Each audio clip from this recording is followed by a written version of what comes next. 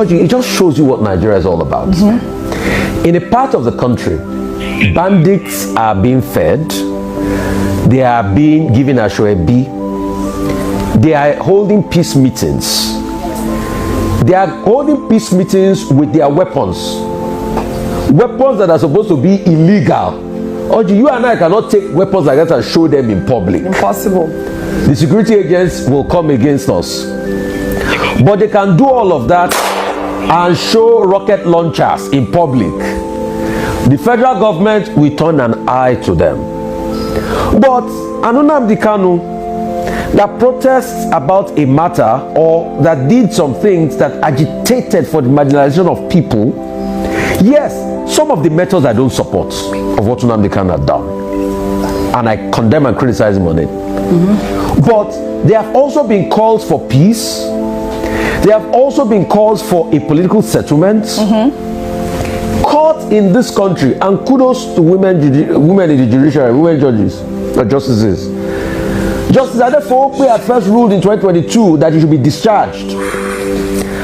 The federal government went on appeal 4-1, Justice Garba.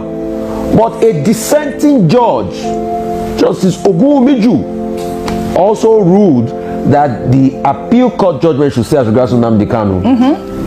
But guess what? We have continued to put him in incarceration. Now his health is failing.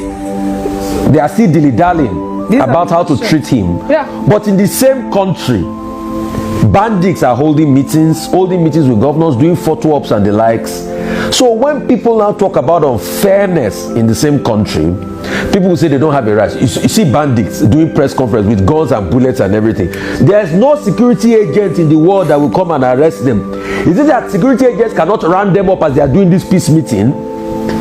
Sheikh Gumi will now go ahead and be urging dialogue with bandits. The same Sheikh Gumi that was the captain in the Nigerian army, that I think his offspring serves in the army today. They will say, oh, bandits are also protesting because, or they are killing people because Nigeria is bad to all of them. But you have a certain standard for some people, you have a certain standard for other people. Right. I have never said here that I supported entirely the way Nnamdi Kanu went about it. But what we are saying is, why do you have standard for some over the others in this country?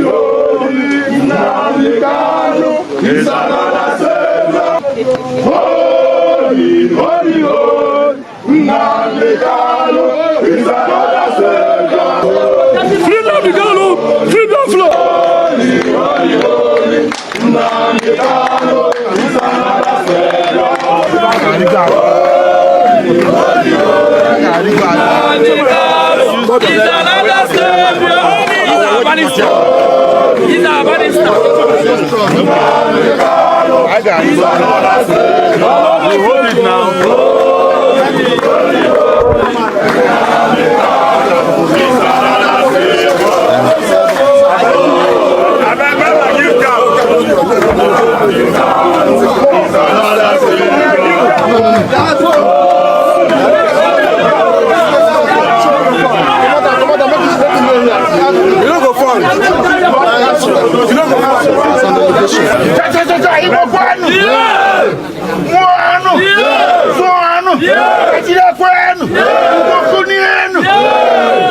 My name is Aloy, Ejimakor. We know you, sir.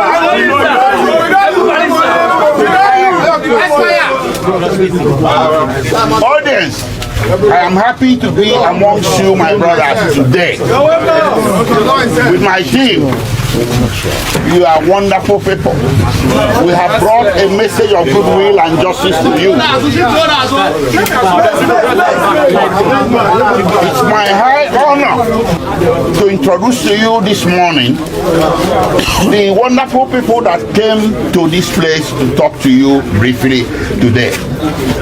On my immediate right is Benson Erewa. On my extreme left is Barrister Maxwell Opara. Next to him, to his right, is Prince Emmanuel Kanu, the younger brother of Mazi Nnamdi Kanu. And to my immediate left is the big fish himself.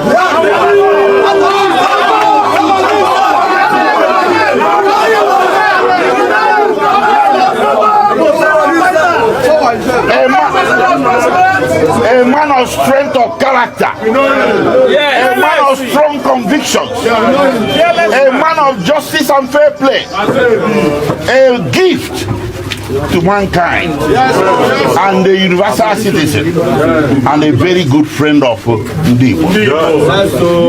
My brothers and sisters, let me introduce to you the one name, the number of Igbo land, Mazi Omoyele, Sowore.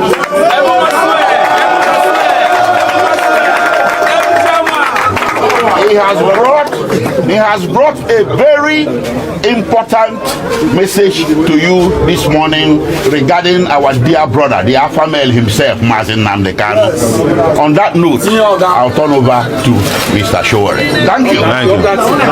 Let me greet everybody in the digital way of greeting Ndebo. Cha cha cha cha cha Igbo kwenu. Cha cha cha cha cha Igbo kwenu. Kwezonu.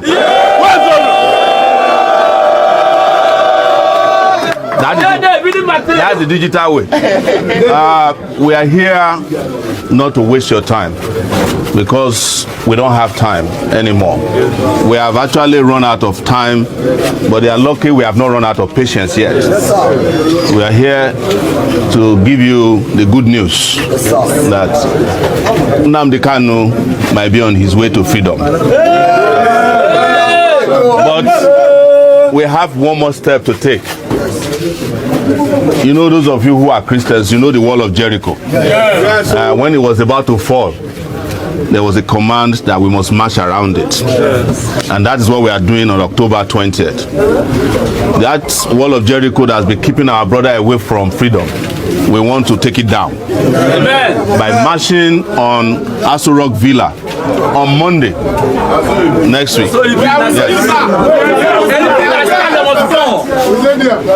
We have decided that nothing will stop us on that day. And what we are doing today is a mobilization and awareness and conscientization for that day. And we are here to plead with you to come with us. We are here to plead with you to take a break on Monday, even for a few hours, to join us so that we can have the mass movement. It is what Bob Marley calls exodus, movement. Yes, movement of the people. Exodus, movement of the people. And this time, this is the last lap to the promised land. That is why we are here. We are not here to eat, drink, or dance. In all these circumstances, has Nnamdi Kanu done anything that is almost 1% of what is going on in the rest of the country? Apart from occasional stops and gyration. Tell me what is happening in the Southeast. In fact, the Southeast might be the most peaceful place. Apart from these occasional stops of people kidnapping one thing or the other. And they do it as a result of, protest on Nnamdi Kanu. There's a pretext to commit crime because Nnamdi Kanu is held. If this was a fairly intelligent government, if they release Nnamdi Kanu today, there will be 95% peace in the Southeast, and that will affect the rest of the country. Of all these governors, only Soludo of Anambra said had gone to DSS once to see him, if I'm not wrong, about a year or 2 years ago. He's gone there to see him, and after that, maybe his colleagues advised him not to get involved. Why are they afraid? The young man is very popular in the Southeast. Let me not extend it to the rest of the country. If Nnamdi Kanu comes out today, Igbos will do 90% of what he tells them to do. to the interest, not just in Igbo interest, but Nigerian interest. Because what has he spoken about in the past? Mistreatment of his people. And if that is continuous and the rest of the country don't want the Igbo, then let them allow them go. This is the summary of what he's saying. How can you can't be shorter than me and be taller than me at the same time? This is the summary of Nnamdi Kanu's theory. So he didn't start today. Hazurike has done the same thing. There's so many other people. It was the concept of Odumegwu Ojukwu himself. If you don't want your people, then let them go. And as you know, when people talk of let them go, it appears we are packing our luggage and going. Look at the contiguity. Look at Nsukka and Benue. There's no place anybody is going. It's the same country. You know, the same market, in the same, so much of intermarriages has taken place. All we're saying that there is no governance. The summary is that there is no governance. That's what is causing all the problem.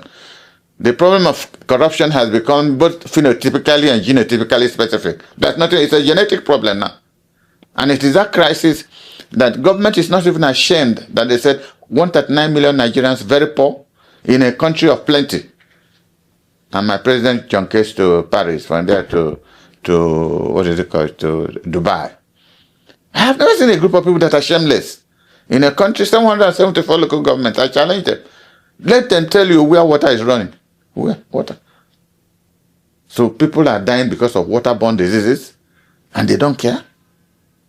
And it's even more, you see, like I was saying before we started this, if these governors were sons of Ahmadu Bello, or M.I. Baro, or Azikiwe, or Awolowo, they will say, oh, they had determined their future. They are coming from a position, a background of wealth. But tell me which of these governors not coming from a very poor environment? Most of them, their parents have never been heard of. Most of them, when you hear the history of how they managed to go to secondary school, and finally God bless them, they become governors. So what they are paying back to society is stealing up money.